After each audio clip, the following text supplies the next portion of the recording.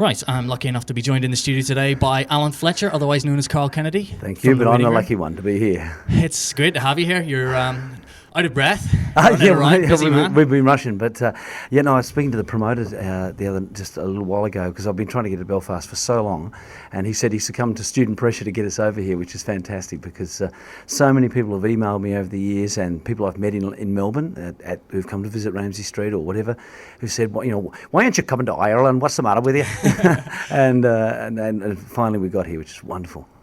So tell us a bit about how you got into music to begin with. Yeah, I was actually at a restaurant with my wife, and all my life I've been in the music theatre, and I've been doing concerts and all that sort of stuff, but mainly sort of swing music orientated and all that, and the standard musicals. And I met Chris Hawker and Tommy Rando, who were playing at the restaurant, and we just got chatting and said, hey, we should get around and bash some ideas around and see how we go. Before we knew it, we had a band. We were performing principally probably for UK fans who are over in Melbourne, and they come along on a Monday night and see us play. Very quickly we fell into writing and recording together, and as soon as word got out here in the UK that we had a band, suddenly the unis are ringing up saying, hey, can we have the band at our uni? Before we knew it, here we are, 4 tours now in 2 years. It's fantastic. It's great. You seem to be very, very popular with the students all around the UK. Do you get the sort of same response in Australia as you do in the UK? Or is No, not really, because it's a really funny thing about there's a point of difference between Australia and the UK in terms of the student population. Here in the UK, students, their university campus tends to be like their home, and it's the real centre of their life. The student unions are really big and active, and they provide a lot of entertainment for the students. And a lot of students at UK universities travel from elsewhere to be at that uni. Whereas in Australia, the campuses are pretty much, people live right near the campus and they tend to go home. And so things like Neighbours culturally have become kind of like a binding force in the UK campuses, but it's not the same in Oz. Our characters are still very popular in Oz and people shout out to us in the street and all that sort of thing, but it's a completely different vibe. How do you think Neighbours has become so successful as a TV show? I read a statistic, and you can correct me if I'm wrong, that it's something like 120 million people watch it daily. Yeah, it's incredible. It's in like 63 countries, I think. That's not counting satellite reach. I think Neighbours has a lot of humour in it, and it likes to blend the high drama with humour. And it's also got a really interesting mix of characters across the range. Like, for instance, in the UK, some of the older characters in the show, like myself and Jackie Woodburn, who plays Susan, and Harold, of course, he's iconic, are very popular. Whereas in Australia, sort of the younger characters tend to be the ones who are focused on. And I think having that broad range of characters appeals to a lot of people broadly. And of course, the sun always shines, or appears to always shine. I can tell you it doesn't, but it always looks sunny. And yeah, I think it just gives people a point of difference without it being too far removed from the UK experience. And through sort of the UK population liking the older characters, you seem to have become a bit of a sex symbol. How do you cope with that? It's totally fine. I mean, I've got a beautiful wife and 2 gorgeous kids, and I'm a very happily married guy. And when I wake up in the morning and I see myself in the mirror, I'm thinking, there's no sex symbol standing here, man. But it's all good. And I love the fact that people like the character and they're prepared to come out and see me, meet me. When I do, personal appearances, people flock down to see me, and that's really flattering. What's really nice about the band is that I know a lot of people come along to see Dr. Karl, and see Alan Fletcher, but at the end of the night, I've never had anyone say anything else other than how much they love the music, and that's what's really important to me. Now, you do a lot of covers in your set. Do you prefer doing covers or writing your own stuff, or do you sort of have no preference? From my point of view, as an entertainer, I want my gigs to be a party time for people. I want people to have a great time. So what we do is we mix our own stuff in, which is, a lot of people are hearing for the first time.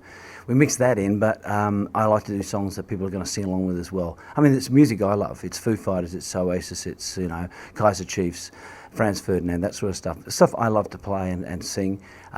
We do a bit of U2, and I think it's really important to try and provide a major entertainment for people.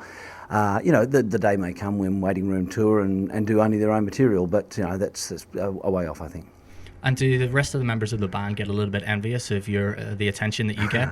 No, they're totally cool. Even when underwear's thrown on the stage? Well, a lot of the underwear's thrown at them, they get a lot of attention too. Don't worry about that. Yeah, I mean the guys have always said to me how grateful they are to have the opportunity to tour with the band and play with me, because it gives them an opportunity to play in front of big audiences and in a foreign country, and they get a lot out of it. Plus they've got their own music careers too. I mean, Tommy Rando's been writing for almost all of his life. He's a very, very accomplished songwriter and musician. He's just released his album in Australia. Chris Hawker plays with a band called Airway Lanes in Australia, and they've just released an EP, and they're hopefully about to sign a major record deal. So kind of they've got their own vibe going on as well. So this is a really nice relief for all of us. This is kind of it's a great sort of release from our other work. And where do you see the waiting room going next then? Are you sort of going upwards and onwards, or are you happy sort of doing what you're doing at the minute? Pretty happy doing what we're doing, to be honest. When we get back to Australia, we'll be doing a lot more writing at the beginning of next year, because everyone's been so busy this year. We haven't been able to write that as much as we wanted to. We've written a few new songs. We're recording a live album at the moment over in Australia, just piecing it together. So hopefully we'll put that out next year. And I imagine that we'll probably tour again in the UK towards the end of next year. You were saying there that I just want to talk about your acting career a little bit. Yeah.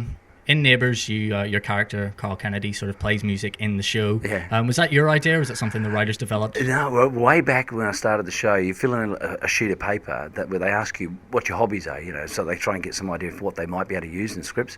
And I put down that I play guitar, rudimentary guitar, albeit, and I'm no John Mayer. And so they incorporated that quite early on in the Dr. Karl story, where, he sang really badly and he played really badly, and he had this tragic history of having this band called The Right Prescription and all that sort of stuff. And every song he wrote had River in it, and it's grown from there. And we just recently did the whole Oodles of Noodles thing, having the kids group, which is such a hoot. And I love the fact that I can play Karl playing music badly, and then come out and do what I do, which hopefully people will recognise as being pretty good. It's a great contrast, No, it wasn't my idea. They pushed that right from the beginning. You've actually had a lot of theatre experience as well.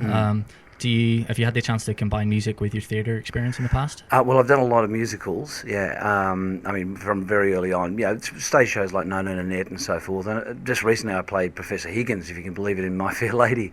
That's where the combination there for the music's been. It's, for me, being a singer is not... I'm not a singer as such, you know what I mean? I'm an actor who sings. I'm a performer, I'm an entertainer. And a lot of people always say kind of like, how is it that Neighbours has got all these people come out having singing careers? The thing is that most actors are singers because they have to be as part of their tools of their trade, So it shouldn't be that unusual that actors sing as well. So if you had to give one of them up, then would it be music or acting? Oh man, that's tough. I really don't know. I think you just go with what opportunities are available at the time, and I love both. I love doing both. And actors live their life day to day. I'm just been in an unusual situation where I've had a 12-year stint in one place. And by the time my contract comes up next September, it'll be 13 years. So, but Neighbours could turn around to me tomorrow and say, hey, thanks very much. It's been great, but we won't require you after September. And who knows what I'll do then. Yeah. Do you think a lot of actors from Neighbours have gone on to have big screen careers in Hollywood and such places? Do you think that's something you'd like to do, or are you my focus is on the UK. I don't really find the whole notion of trying to work in the US attractive. Alan Dale, for instance, who played Jim Robinson, he ended up doing a lot of American TV, or is doing a lot of American TV. And of course, no one would say no to such a situation, but it's unlikely that I go, because of my young kids, that I go to America to chase that sort of stuff. Much more likely that I'll come and live here in the UK. I love a lot of the UK television, and obviously theatre is a big draw card for me as well. And my family roots are here, and I think I'd find it more attractive to live and work here. Maybe in Belfast, that'd be cool. And back to the music, is there any surprises lined up for tonight? Anything that we should watch out for? Well, we got I'll have to do a little spoof song in there, so yeah, keep your ears pinned for the nice little delicious send up of Neighbours we like to do in every set. That's great. Thanks a lot for chatting to us on Queen's Radio. Much appreciated. Brilliant. Thank you.